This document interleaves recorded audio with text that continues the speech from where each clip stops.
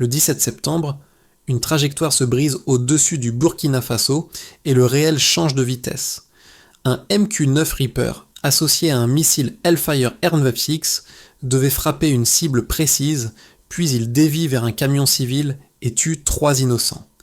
Si ce ciel peut être violé sans déclaration de guerre, que reste-t-il à protéger quand la cible annoncée était Ibrahim Traoré? Ce jour-là, le Sahel comprend que le silence coûte aussi. Cette histoire ne parle pas seulement d'un missile qui a dévié, ni d'un convoi qui a changé de route à temps, elle promet de montrer comment un événement aérien, bref et presque invisible, peut redéfinir la notion même de souveraineté pour un pays entier. Pour le spectateur, l'enjeu est clair, comprendre en quelques étapes précises pourquoi cet incident concerne la sécurité, la vérité et la capacité des États à contrôler leur destin. Derrière la frappe manquée se cache une question plus large. Qui décide réellement de ce qui se passe dans le ciel africain et selon quelles règles implicites? Le cas du Burkina Faso permet d'observer ce mécanisme sans filtre à partir de faits, de décisions officielles et de réactions mesurables. Ce récit s'appuie uniquement sur le déroulement des événements, les preuves rendues publiques et les conséquences observables. Il ne s'agit ni d'accuser sans fondement, ni de glorifier un camp, mais de suivre la chaîne logique qui relie l'attaque, la réponse d'Ibrahim Traoré et le silence international. Deux faits dominent les premières heures suivant l'incident. Un missile destiné à une personne précise dévie et 3 civils meurent à sa place. Dans un laps de temps inférieur à 1 heure, l'espace aérien du Burkina Faso devient le théâtre d'une opération qui n'a jamais été officiellement reconnue. Ce décalage entre la précision annoncée des frappes de drones et leurs résultats réels constitue le premier révélateur. Le MQ-9 Reaper n'est pas un appareil improvisé. Il est conçu pour l'observation prolongée et l'attaque ciblée. Sa présence au-dessus du Sahel n'est pas nouvelle, mais son implication directe dans un pays n'ayant déclaré aucune guerre pose un problème de fond. Le Burkina Faso se trouve alors dans une position paradoxale, surveillé comme une zone de conflit, tout en revendiquant son droit à une souveraineté pleine. Le contexte régional explique en partie cette tension. Le Sahel est devenu, au fil des années, un espace stratégique majeur, traversé par des intérêts sécuritaires, économiques et politiques multiples. Dans ce cadre, chaque mouvement militaire, même discret, est interprété comme un signal. La tentative visant Ibrahim Traoré intervient précisément après une série de décisions destinées à réduire l'influence extérieure sur les affaires nationales, ce qui modifie la lecture de l'événement. À ce stade, un élément clé apparaît, l'absence de réaction immédiate des acteurs internationaux habituellement prompts à commenter ce type de frappe. Ce silence n'est pas anodin. Il transforme l'incident technique supposé en question politique, puis en question symbolique. Pourquoi un acte aussi grave suscite-t-il si peu de déclarations officielles? C'est ici que le mini-révélateur prend tout son sens. L'enjeu n'est plus seulement la trajectoire d'un missile, mais la capacité d'un État africain à exposer ce qui s'est produit, preuves à l'appui. Le choix du gouvernement burkinabé de documenter l'événement marque une rupture nette avec les réactions habituelles observées dans la région. Pour comprendre la portée de l'incident, il faut suivre le fil d'un personnage central, non comme une figure héroïsée, mais comme un point de convergence des décisions et des conséquences. Ibrahim Traoré apparaît ici moins comme une cible individuelle que comme un symbole institutionnel, incarnant l'État burkinabé au moment précis où sa marge de manœuvre est mise à l'épreuve. Le matin du 17 septembre, le déplacement présidentiel se déroule sans mise en scène sécuritaire excessive. Ce choix, déjà connu de l'opinion publique locale, renforce l'idée d'une gouvernance visible et proche, mais il expose aussi une vulnérabilité structurelle. Lorsque l'alerte aérienne est déclenchée, la réaction ne passe pas par une confrontation directe, mais par une adaptation immédiate du mouvement au sol. Cette décision, discrète mais déterminante, évite une issue encore plus grave. L'impact précoce de l'incident se mesure rapidement. À l'intérieur du pays, la nouvelle se diffuse par fragments, mêlant inquiétude et incompréhension. La mort de 3 civils transforme ce qui aurait pu rester un événement confidentiel en drame national. Dans le même temps, la survie d'Ibrahim Traoré empêche l'escalade immédiate et ouvre un espace de réponse politique. Ce double effet, perte humaine et continuité institutionnelle, façonne la suite du récit. Il impose une lecture en deux temps, d'abord l'émotion et le choc, puis l'analyse et la décision. Le président ne devient pas seulement un survivant, mais un acteur contraint de choisir comment rendre visible ce qui, jusque-là, opérait dans l'ombre. Ainsi, on comprend qu'un incident aérien peut redéfinir le rôle d'un dirigeant en quelques minutes. L'activation commence bien avant l'explosion visible. Elle débute par une présence aérienne non annoncée, dans un espace pourtant reconnu comme souverain. Le drone MQ-9 Reaper progresse sans interception immédiate, suivant une logique opérationnelle connue, observation prolongée, validation de cible, puis engagement. Rien à ce stade ne distingue cette mission d'autres opérations conduites ailleurs dans le monde, si ce n'est le lieu. Le Burkina Faso n'est pas officiellement en guerre avec une puissance étrangère, et aucun mandat public ne justifie une frappe. Le point culminant survient lorsque la trajectoire attendue change.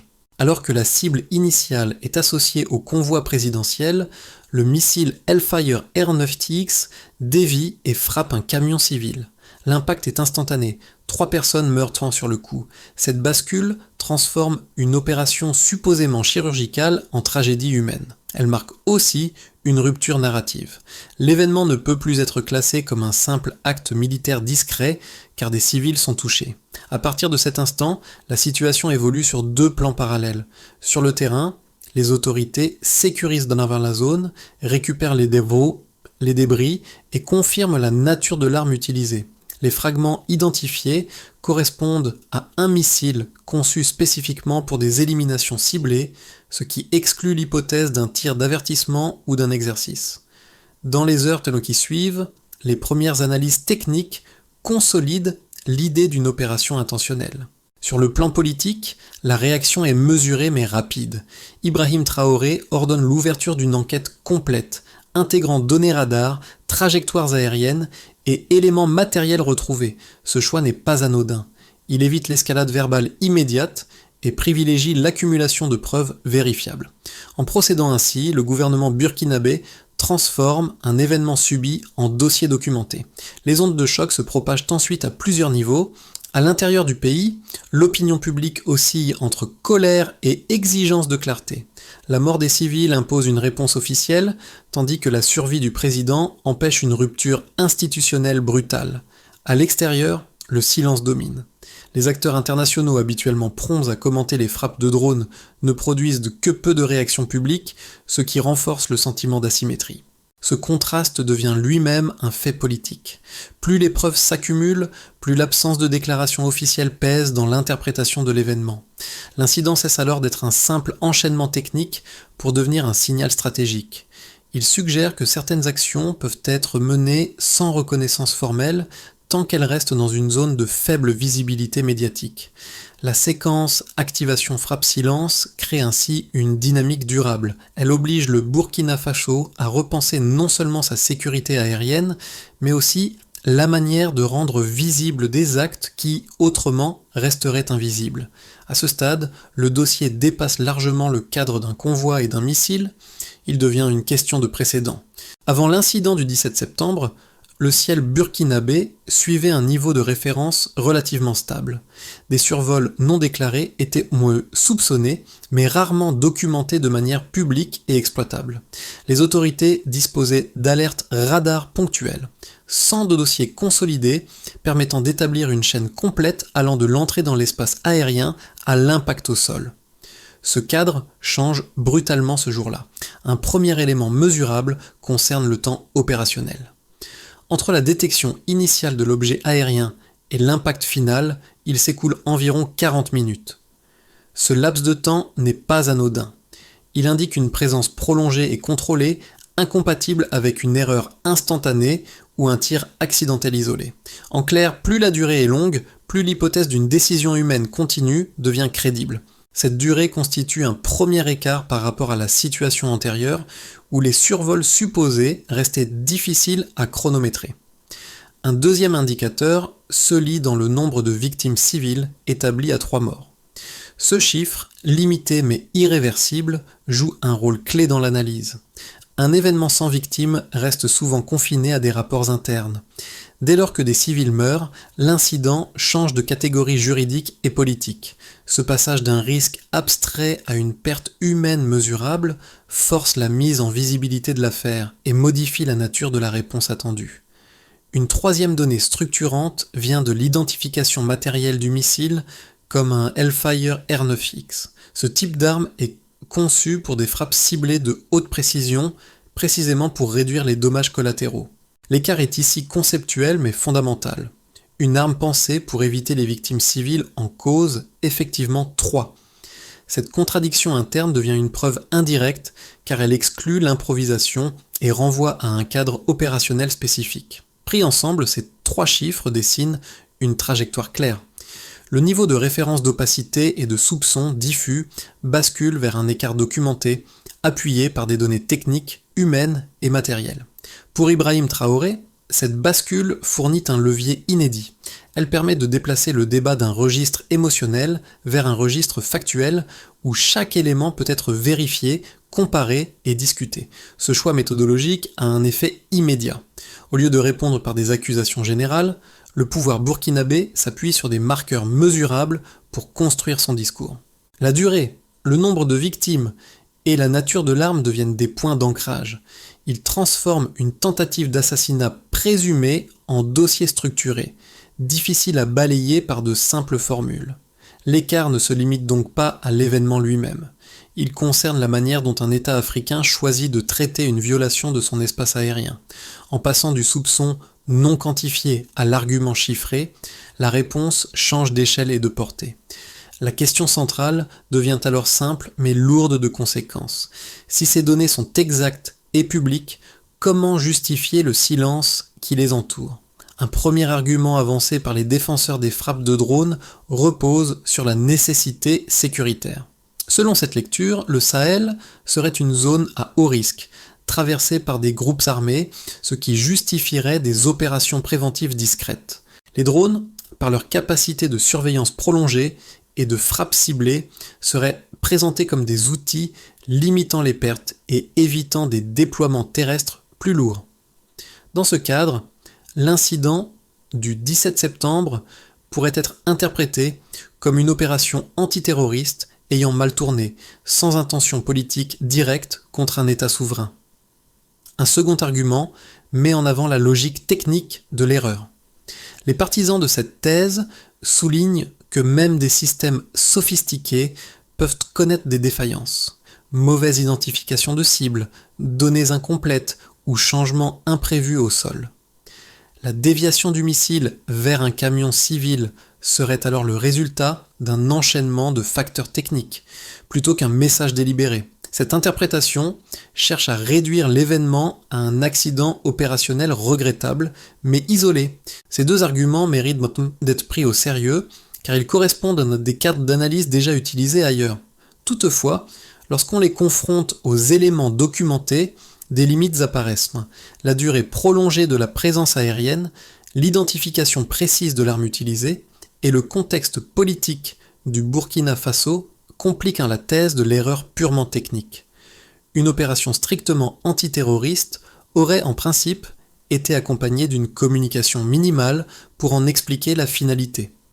La réponse portée par Ibrahim Traoré s'inscrit précisément dans cet espace de contradiction. Plutôt que de rejeter ces arguments par principe, le gouvernement burkinabé les met à l'épreuve des faits rendus publics. Si la frappe était défensive, pourquoi viser une zone associée à un convoi présidentiel ? Si l'erreur était technique, pourquoi aucune clarification officielle n'a-t-elle suivi, malgré les preuves diffusées ? La force de cette réponse réside dans sa méthode. Elle ne repose ni sur l'émotion, ni sur l'accusation généralisée, mais sur la confrontation directe entre arguments plausibles et données disponibles. Ce déplacement du débat oblige les observateurs à sortir des justifications abstraites pour examiner un cas précis, situé et désormais documenté. Ce constat marque le point de bascule du récit. Jusqu'ici, l'attention se portait sur le missile, le drone et la déviation fatale. À ce stade, l'élément décisif n'est plus ce qui a été fait, mais ce qui n'a pas été dit. L'absence de réaction officielle, malgré la publication de preuves matérielles et radars, transforme le silence en acteur à part entière de la séquence. Ce mutisme n'est pas neutre. Dans un système international fondé sur la communication rapide et la justification permanente des actes militaires, ne rien dire revient à laisser l'incident glisser vers l'oubli. Le Burkina Faso se retrouve alors dans une position paradoxale.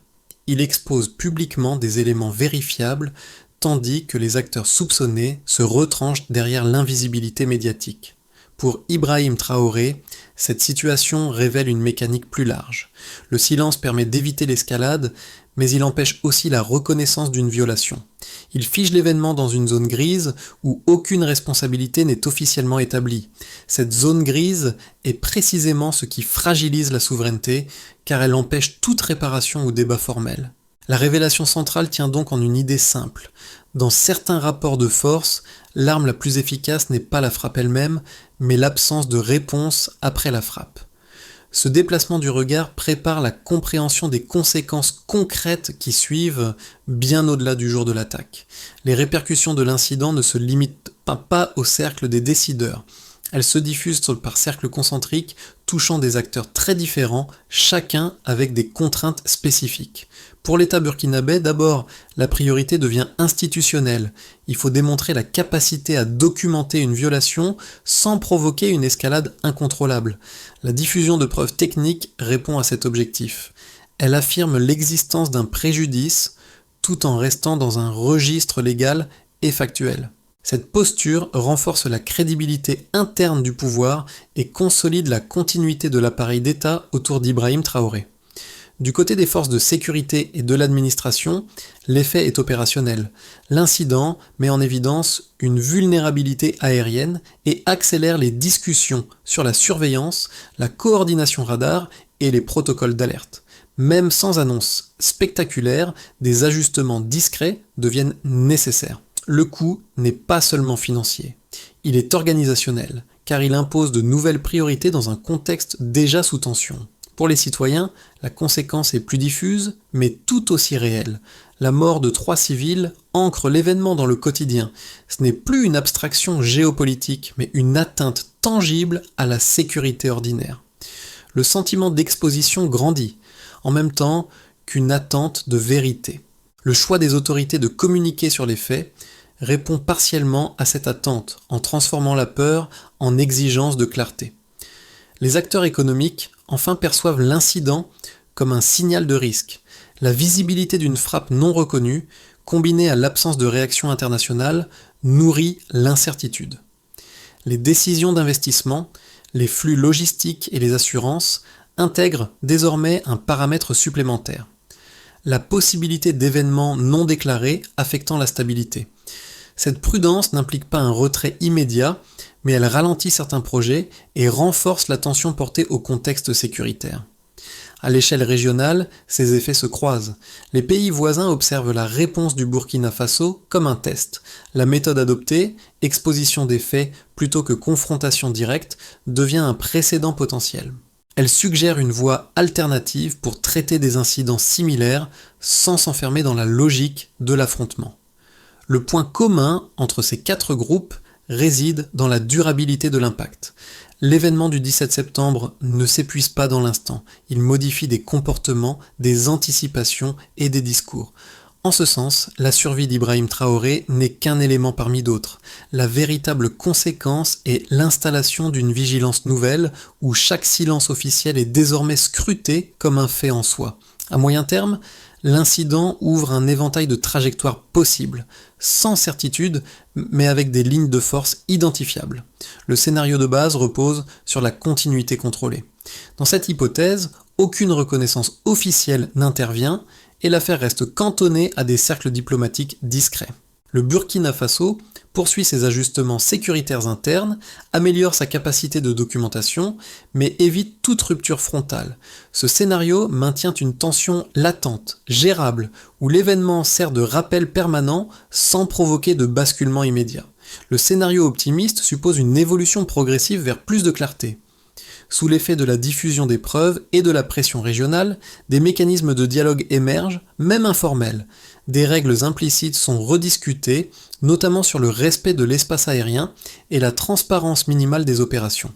Dans ce cadre, l'incident devient un point de référence pour renforcer des normes plutôt qu'un précédent toléré. Pour Ibrahim Traoré, cette trajectoire consoliderait la stratégie consistant à privilégier les faits et la visibilité mesurée comme levier diplomatique. Le scénario pessimiste, enfin, envisage une dégradation graduelle. L'absence de réaction officielle serait interprétée comme une permission tacite. D'autres opérations discrètes pourraient se multiplier, renforçant le sentiment d'impunité. Dans ce contexte, chaque nouvel incident risquerait d'alimenter une spirale de méfiance et de réponses non coordonnées. La souveraineté aérienne deviendrait un enjeu de confrontation indirecte avec des coûts croissants pour les États concernés, sans bénéfice clair pour la stabilité régionale. Ces scénarios ne sont pas exclusifs. La réalité peut en combiner des éléments, selon l'évolution du contexte politique et sécuritaire. L'enjeu principal réside dans la capacité à transformer un événement subi en point d'appui stratégique.